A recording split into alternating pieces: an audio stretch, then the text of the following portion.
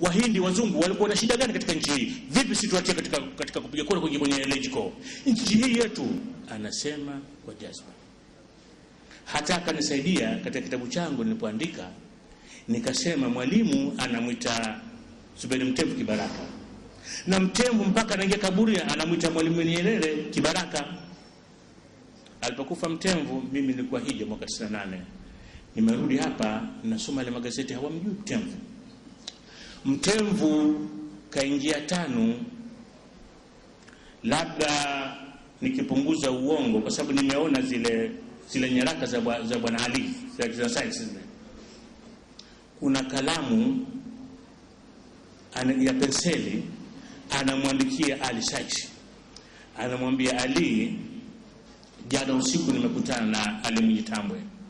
Ali Mnyitambwe alikuja kufanya kazi kubwa sana katika tano, na nimemwambia mpango wetu wa chama cha tano ameridhia na amesema anatunga mkono, na mimi nafanya mpango nimchukue mzee Mtemvu, wake anaitwa Manga Mtemvu, tumchukue Mwalimu twende Morogoro tukahamasishe. Huyu ndio Zuberi Mtemvu. Basi nimesema zile magazeti hakuna chochote bwana, nikamwandikia tazia ya haki yake, na nikasema kwenye ile tazia, Mtemvu, unajua wamekaa miaka 40 Mtemvu na Mwalimu Nyerere wazungumzi, kisa ile kura 3 miaka 40 kuzungumza. Mtemvu ni muuma sana ile kura 3. Haya basi, wamerudi Dar es Salaam, wakatengeneza timu ya watu watatu kupita jimbo la Mashariki kuhamasisha watu. Mwalimu Nyerere mwenyewe, Idi Faizi Mafongo na mtu mwingine watatu simkumbuke. Astaghfirullah. Sheikh Suleiman Takadiri. Lakini elekea Sheikh Suleiman Takadiri, ingawa alikuwa anazungumza kwenye ile mkutano kwa masha watu, hakuridhika yeye na ile tano kukubali kwenye kura 3. Alikuwa na wasiwasi. Sheikh Haidar Mwenyemvua nilikwenda kumhoji, nikamwambia Sheikh Haidar, hebu nifahamishe ugomvi wa Mwalimu Nyerere na Sheikh Suleiman Takadiri ilikuwa nini? Basi alikwenda kana hadithia kura 3 mpaka siku hiyo. Baada ya kura 3 wanangojea sasa kupiga kura. Anasema siku moja tumekaa katika Central Committee ya 5. Ghafla Sheikh Suleiman Takadiri akasimama, ameshika bakora yake, akaionyesha ile fimbo kwa Mwalimu Nyerere, akasema huyu hatakuja kutufaa sisi, atakuja kuwafaa jamaa zake. Tuzibe ufa tusije tukajenga ukuta. Amesema maneno yale mara 3. Haidar Mwenyemvua anasema kama na Mwalimu ameinamisha kichwa chini, machozi yanambubujika, akisema wazee wangu, maneno haya ni yenu nyote au ya Sheikh Suleiman peke yake? Wakaondoka pale, mkutano umevunjika, ikatengenezwa kamati ya ghafla pale, Hiditolio, Mwenjua Mwenyikambi na Jumbe Tambaza. Wenda kwa Sheikh Suleiman Takadiri wakamuulize kwa nini kasema maneno yale. Walipokwenda, Sheikh Suleiman Takadiri akikaa mtaa wa Msimbazi. Kwanza Sheikh Suleiman Takadiri akikaa mtaa wa Amani, ule Amani Kariakoo na Swahili, nyumba ya Jumbe Digosi. Sasa Mwalimu Nyerere akienda pale kwa Sheikh Suleiman Takadiri, Jumbe Digosi kuona vile wanakuja na anamjua kama watu 5, akamwambia Sheikh, bwana nakustahi, lakini utaniletea matatizo bwana, mimi mtu serikali bwana, hama. Sheikh kamia Msimbazi. Basi wakaamua Sheikh Suleiman Takadiri afukuzwe chama. Lakini ili uone kwa nini alifukuzwa na kurudisha nyuma, mwaka 55 mtaa wa Tandamti ulifanyika mkutano pale. Nilikwambia ni kuwa kulikuwa na matatizo Mwalimu kuchukua nafasi kutoka Mariam Abdu. na misingi ilikuwa ni dini.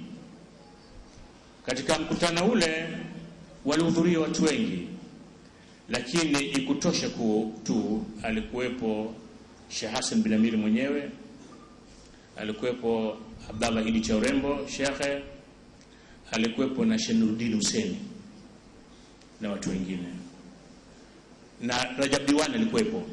Wakaweka azimio, mtu yoyote atakayemnyanyasa Mkristo ndani ya 5 mtu huyu atoswe. Nasema Sheikh Suleiman ameleta swala la dini katika chama chetu, lazima tumtose. Sheikh Suleiman Takadiri akafukuzwa. Nadhani kisa hiki sitaki kuendelea zaidi, nyinyi mnakijua kwa sababu nishakizungumza sana kwenye Radio Kheri. Lakini Sheikh Suleiman akasema maneno haya. Mwalimu alifanya mkutano mkubwa. Baada kutoka kwenye mkutano, basi kundi la watu likana nyumbani kwake kwenda kumzomea Sheikh Suleiman Takadiri, wakimuita Takadiri mtakadini. Sheikh Suleiman akatoka pale akawatizama, na wakati alikuwa medhofu kwa sababu alipigwa pande, ataki tu salamu Waislamu waitikii. 5 ilikuwa na nguvu bwana. 5 ilikuwa na nguvu, sio mchezo. Anakwenda Kariakoo pale Kariakoo, mimi mjomba wangu bwana Hamisi alikuwa na ubao pale. Anakwenda pale, anatoa pesa kununua nazi, hachukui mtu hela. Anatazama huko. Waislamu wangeweza kurudisha nguvu hii, tungeogopewa. Mtu kuthubutu kucheza na 5, kuthubutu. Suleiman Takadiri akasema, ndugu zangu, inshallah iko siku mtakuja kunikumbuka. Hakupita muda, Sheikh Suleiman Takadiri akafa. Sasa Allah, historia inajirudia. Alipokufa Sheikh Suleiman Takadiri, haya Waislamu wako wanasema, twende tukazike, tusende. Akasimama mtu akasema, sikizeni jamani, sisi huyu Suleiman Takadiri kweli tumegombana naye, lakini huyu ndugu yetu, twendeni kwenye maziko. Watu kibao wakamzika Sheikh Suleiman Takadiri. Nataka nikurudishe kwenye maziko ya marehemu Abdul Sykes. Abdul Sykes amekufa kijana sana, na miaka 44. Paka kufika saa 4 asubuhi pale kwa mama yake Mtawalindi, hapatizamiki. Dar es Salaam nzima iko pale. Mama Maria alipopewa taarifa kuwa Abdul Sykes amekufa, alizimia na mtia maji.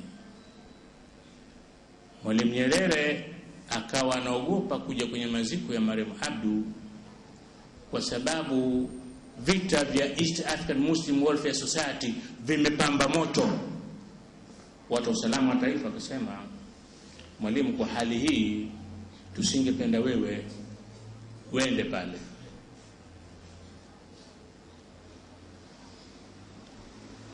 Rashidi Mfaume Kawawa akaenda kwa mwalimu, akamwambia nimepata habari ya kifo cha Abdu. Mwalimu akamweleza habari zoambiwa. Kawawa akamwambia, mwalimu, lazima ukamzike Abdu.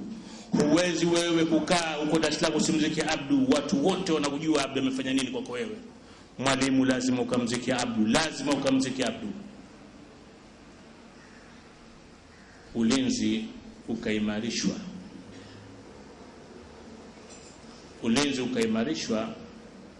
Mwalimu akaenda kuzika. Na nitakupa kisa kimoja. Babangu alikuwa na rafiki yake mmoja akiitwa Paul London, wakifanya kazi wote posta. Paul London alipita mbele mwalimu katika maziko, watu wengi sana. Mwalimu yuko pale, watu wengi, akamchapukia mbele.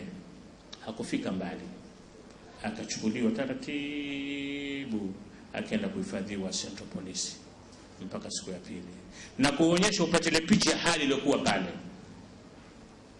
Mwalimu amefika pale, Tenda kwambia mtu alimkosha marehemu Abdu. Tulikosha marehemu Abdu alikuwa Sheikh Kasim bin Juma na Maalim Matar. Maalim Matar na Abdu wakupitana sana umri, lakini Maalim Matar wakati Abdu anasoma pale, yeye alikuwa mwalimu wa Jamiatul Islamia na alikuwa ni mtu ambaye wakielewana sana. Maalim Matar aliwekwa kizuizini na Mwalimu Nyerere. Abdu aliumia sana kwa sababu Maalim Matar yeye hakuwa mwanasiasa. Hiki ni kipindi kile cha 64, mashaka wanachukuliwa na fungwa ovyo tu, lakini hicho ni kisa kingine. Hajapata kuonekana maziko makubwa Dar es Salaam. Maziko makubwa ya kwanza ya Idris bin Saad maarufu Sheikh Idris bin Saad, ya pili Kaluta Amri Abedi, maziko ya tatu marehemu Abdu Sykes. Lakini aliyefunga kazi Profesa Kigoma Malima, maziko yake sasa tatu ya kwa sababu nyote mlikuwepo. Basi hii ndiyo historia yetu. Siku ya pili magazeti yote yalivyoandika, leo ukienda library ya Chuo Kikuu utakuta wanasema hivi: Mwalimu Nyerere amekwenda kumzika Abdu Sykes, full stop, kuisha, hakuna chochote. Lakini kulikuwa na Mwingereza mmoja, yeye ndiye alikuwa mhariri wa Tanganyika Standard, anaitwa nani ndio bwana jina lake, Brandon, simkumbuke sasa hivi jina lake. Yeye kwenye Sunday News ndio alimwandika bwana Abdu kama anavyostahili, akasema hata Mwalimu Nyerere kupanda katika siasa basi zilikuwa juhudi za marehemu Abdu Sykes, na hata chama kile kuanzishwa zilikuwa juhudi za Abdu Sykes. Ukitafuta hilo gazeti utakuta picha yake kubwa, kavaa nguo zake wakati huo alikuwa wampiga picha ile alipokuwa anafanya kazi prison. Wameeleza maelezo yake kwa vizuri kabisa. Sasa hayumkiniki kwa haya mambo kuwa watu wa nationalist kistilio wakati ule hawakuwa wanamjua hapo kazi gani anafanya. Sasa twende kwenye uhuru umepatikana. Uhuru umepatikana, Waislamu walikuwa na mategemeo makubwa sana kwenye uhuru, makubwa kupita kiasi. Hawakungoja serikali iwabadilishie hali yao. Wakaitisha mkutano mwaka 62, vyama vyote vya Kiislamu vilihudhuria, na agenda kuu ilikuwa vipi, nini tufanye tusomeshe watoto wetu ambao kwa kipindi cha karibu miaka 100 walikuwa wanadhulumiwa na ukoloni. Hapa ndio yakaanza msuguano baina ya Sheikh Hassan bin Amir, Waislamu na Mwalimu Nyerere. Tewa Said Tewa akachaguliwa kuwa rais wa East African Muslim Welfare Society branch ya Tanzania. Katika mambo makubwa ambayo walifanya ni kuwa waliazimia kujenga shule kila mkoa, kila wilaya, na patron alikuwa Aga Khan. Aga Khan aliwaambia Waislamu, toa shilingi mimi nitaweka shilingi mchango wake, ukitoa 10,000 mimi nitaweka 10,000, ukiweka milioni na mimi naweka milioni. Alafu ikatengenezwa idara ya tabligh. Mambo yalikuwa yanakwenda vizuri. Akina Tewa wakaja na plani ya kujenga chuo kikuu. Leo tunaambiwa Waislamu hatutaki kusoma. Propaganda zao kwa Waislamu hatakusoma. Tungekuwa hatutaki kusoma, tusingetaka kujenga chuo kikuu. Kanisa Katoliki, ukisoma kitabu cha Padre Sivalon, anasema pale ndio ilipotuingia hofu, ikawa lazima sisi tuivunje East African Muslim Welfare Society. Na Sheikh Hassan bin Amiri akaondoka na ujumbe kina Tewa Said Tewa Azikaki ambaye alikuwa ndio sekretari wa jumuiya, pamoja na Said Omar Abdallah, wakaenda Misri, na Gamal al-Nasser akakubali kuwajengia Waislamu chuo kikuu. Hapo ndio fitna ikaanza. Katika mkutano wa mwaka 63 wa East African Muslim Welfare Society, kabla ya siku ya mkutano, siku ya pili, jioni yake, Mwalimu Nyerere akafanya chakula cha jioni, akawachukua baadhi ya Waislamu akawalika na akawaambia kuwa hii East African Muslim Welfare bora muivunje, mimi nitakuundieni jumuiya nyingine, mtaongoza nyinyi wenyewe.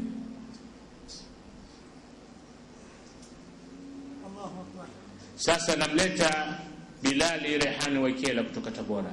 Bilali Rehani Waikela yuhai mpaka leo.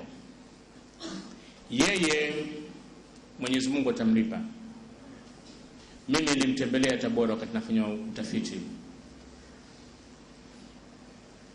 akanieleza yote nini kilitokea. Anasema mimi na wenzangu hapa ndiyo tulomleta mwalimu hapa na tuliojenga tano hapa ikapata nguvu. Siku moja Sheikh Hassan bin Amiri amenita, nimekuja kwenye ujumbe kwenye mkutano huo, akaniita kunambia, Bilal, nimepata taarifa kuwa kuna fitna inatengenezwa na Mwalimu Nyerere anayeongoza kuvunja jumuiya ya Waislamu wa Afrika Mashariki na kuchagua wewe unusuru Uislamu, hii jumuiya isivunjike. Bilal akamjibu, lakini mimi ni kijana mdogo sana. Akamwambia, hapana, tutakuombea dua. Sheikh Hassan bin Amiri akanyanyua mikono akamwombea dua Bilal Rehani. Siku ya mkutano ule akasimama mjumbe mmoja akaleta hoja ya kuvunja East African Muslim Welfare. Bilal akasimama akaijibu vizuri, akasema, Uislamu siku zote Mwenyezi Mungu ameamrisha umoja. Vipi leo sisi tunataka kujitoa kwenye umoja? Ikawa ile jambo limeshindwa. Lakini hawa wenye kufanya fitna hii wakajua si Bilali Waikela, yule ni Hassan bin Amiri. Sasa tufanye nini? Siku hiyo kwenye halmashauri kuu ya 5 imekaa, akasimama Rajab Diwani akasema, huyu Aga Khan atakutawala nchi yetu kupitia kwa Uislamu, hii jumuiya ivunjwe. Akasimama Suleiman Kitundu akaunga mkono. Titi Mohamed akasimama akasema, hii jumuiya imekuwepo kabla 5, inawahudumia Waislamu 63 hiyo, hawezi mtu kuivunja. Kama kuna watu wakorofi tutashughulikia, lakini jumuiya haivunjiki. Titi anasema baadaye kuja kuzungumza na Leslare, anasema pakatokea kujibishana baina yangu mimi na Mwalimu Nyerere, na hicho ndio kikawa kisa cha ugomvi wetu. Sasa mwaka 68 mipango imekamilika. East African Muslim Welfare Society ikamwita Mwalimu Nyerere kuweka jiwe la msingi la chuo kikuu. Vijana wa Kiislamu huko mikoani, shule zinajengwa, wataingia sekondari, watakwenda high school, wanaingia chuoni, na wao waonje matunda waliopigania wazee wao. Basi ana hadithi ya Mzee Tewa, anasema pale cha kwanza kabisa mimi nikapewa ubalozi China.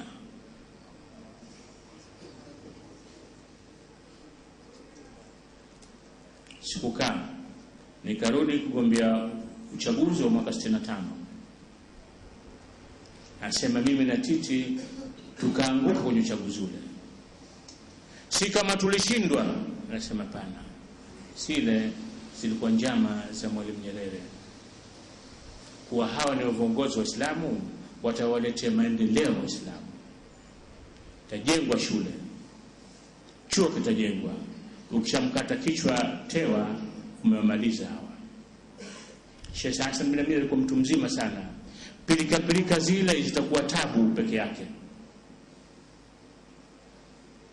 Basi Lakini kulikuwa na kitendawili kimoja. Sheikh Hassan bin Amiri wakati ule alikuwa na kampeni yake. Ilikuwa Ijumaa, hotuba ya Ijumaa inaandikwa Dar es Salaam, inasomwa nchi nzima, na alikuwa yeye akihimiza wazazi kusomesha watoto. Anawaambia tumepigania uhuru huu, utakuwa hauna maana kama sisi hatutakuwa kwenye serikali. Hatuwezi kuwa kwenye serikali kama hatutosoma. Na jiwe la msingi limeshawekwa pale.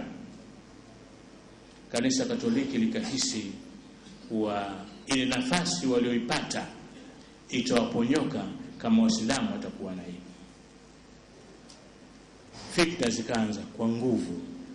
Siku moja ghafla watu wanaamka asubuhi wanatangaziwa na radio kuwa Bukoba imejitoa kwenye East African Muslim Welfare Society. Sasa hapo alikuwa mkubwa radio, alikuwa Martin Kiama. Kwenye gazeti yuko Benjamin Mkapa, gazeti la Nationalist. Kiama anatangaza kwenye radio, Benjamin Mkapa anachukua kwenye gazeti. Wanahadithia yale mambo kwa ushabiki, kama mnavyoona sasa hivi kitokea jambo la Kiislamu, kwa ushabiki mkubwa sana. Ikabidi viongozi wa Kiislamu makao makuu ya East African Muslim Welfare watengeneze kamati ambaye katibu wake alikuwa Musa Kukima. Sasa hivi ni mwanasheria advocate kule Tabora. Waangalie hapa kuna nini. Lakini kawapitikia kuwa hapa kuna jambo. Kwa nini magazeti ya chama na serikali yanashabikia ugomvi? Mara Tanga wakajitoa, mara Iringa wakajitoa. Wakati huo shule ya Kinondoni imeshaanzishwa, jengo la kadi leo Safa Muslim. Tewa akaitisha kikao cha nchi nzima, wajumbe akaja pale. Lakini Tewa amekwenda kwenye kikao kile tayari keshahujumiwa vibaya sana. Hana mahali pa kuzungumza. Akaenda kumwona waziri wa habari Hasnu Makame. Anamwambia, Hasnu, imekuwa vipi leo tunaona magazeti ya serikali na chama yanapiga vita Uislamu? Hii hali vipi? Hasnu Makame alikuwa hana jibu kabisa. Akatoka Tewa na Bibi Titi Mohamed, wakati washanguka, si wabunge tena, wakaenda kumwona Mwalimu Nyerere Msasani. Wanasema Mwalimu Nyerere alikuwa kama anawasubiri. Akawaambia, nyinyi mnanipiga vita, basi jitayarisheni. Kilichotokea ni nini? Tewa baada ya kutoka serikalini sasa akawa sasa anashughulikia kwa dhati, hana kazi nyingine, anashughulikia Uislamu. Kote anakotembea huko anapata mapokezi makubwa, na ripoti zinamfikia Mwalimu. Sasa ikaonekana kama vile kuna serikali mbili. Unajua Waislamu tuna nguvu sana. Waislamu tuna nguvu sana. Sasa wamerudi wale kwenye mkutano pale, akawaambia, jamani, tutulizeni akili zetu vizuri sana. Ikiwa jumuiya hii itavunjika, basi jua kila kitu kitakwenda na maji. Kutakuwa hakuna chuo kikuu wala hakuna mradi wa kujenga primary school na secondary school katika mikoa. Wakwenda kuwaita akina Damnasibu, ndio walikuwa wametoka na ndio walikuwa kinara, njooni tuzungumze. Wakakataa. Wakasikia unatishwa mkutano Iringa. Umetishwa mkutano Iringa kuunda BAKWATA, kenda kufungua Karume, akaja kufungwa Rashid Kawawa. Ikawa pale pazia la East African Muslim Welfare limefungwa. Lakini sasa nataka nikurudishe nyuma. Palikuwa na kitendawili kimoja Sheikh Hassan bin Amiri yupo nchini, na kama Sheikh Hassan bin Amiri yupo, nani atachukua uongozi wakati Sheikh Hassan bin Amiri yupo? Ikabidi Sheikh Hassan bin Amiri akamatwe. Sasa nakurudisha kwa Hamza Azizi. Hamza Azizi anahadithia, anasema siku moja mimi, anasema nilikuwa na kawaida asubuhi nafanya mazoezi, nakimbia kutoka nyumbani kwetu Mtoni kwa Zali mpaka Kilwa Road Police Station. Natoka nakutana na Yahya Hussein, ananiambia Sheikh Hassan bin Amiri Mufti anakuita. Sasa mimi nimekwenda mpaka Sheikh Hassan bin Amiri, akanambia Hamza, nimekuita nataka nikuombee dua. Basi Sheikh Hassan bin Amiri akanywa mikono akawa anamwombea Hamza Azizi dua, na yeye Hamza Azizi anajibu amin amin amin. Basi yuko ofisini,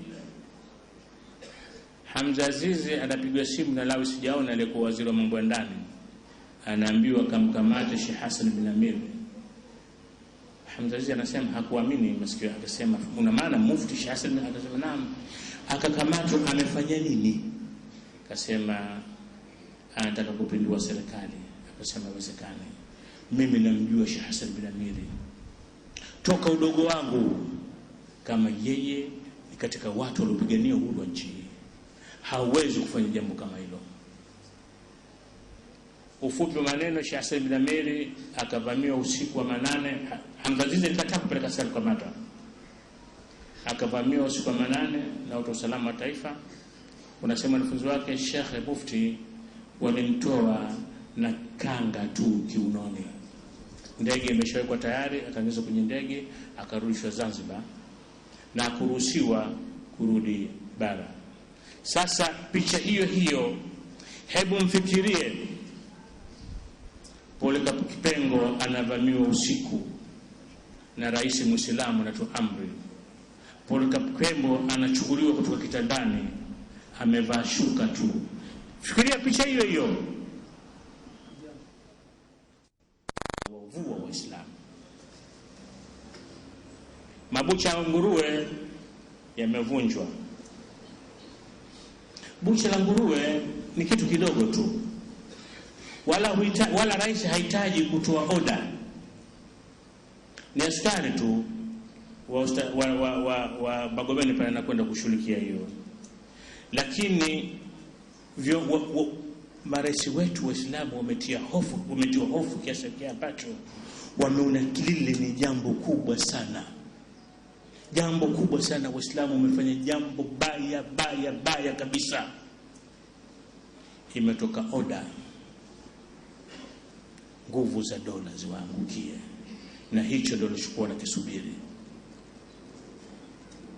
Wamekwenda kukamatwa maimamu. Imamu ni mtu mkubwa sana, tena wamevamia usiku wa manane, wanachukua kama wezi, wanatupa kwenye Land Rover.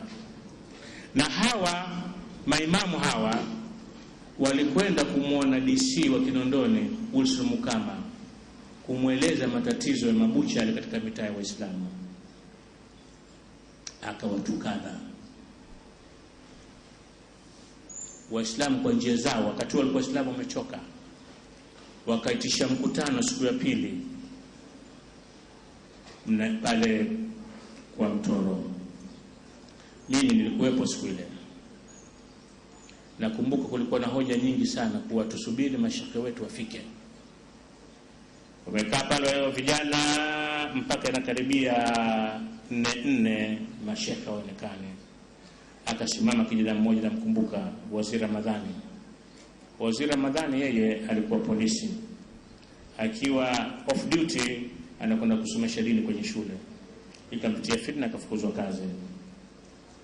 Wamezungumza Waislamu vijana wale, hikma nini. Akasimama Waziri Ramadhani, mpaka leo nitamkumbuka Waziri Ramadhani.